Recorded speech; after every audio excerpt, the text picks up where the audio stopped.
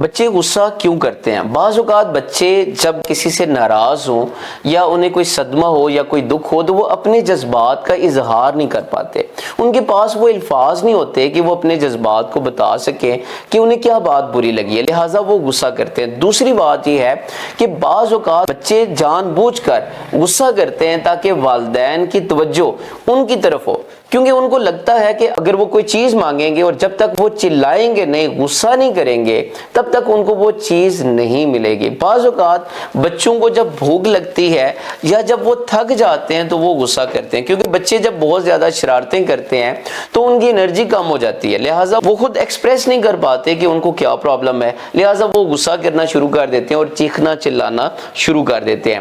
اور بعض اوقات بچے جو دیکھتے ہیں وہی کرتے ہیں۔ بعض اوقات بچے سکرین پہ کوئی ایسی ویڈیوز دیکھتے ہیں جس میں لوگ چیختے چلاتے ہیں، یا بچے گھر میں اپنے ماں باپ کو غصہ کرتے ہوئے دیکھتے ہیں تو بچے بھی پھر غصہ کرتے ہیں۔ اس کو ہم کہتے ہیں کاپنگ بیہیویئر۔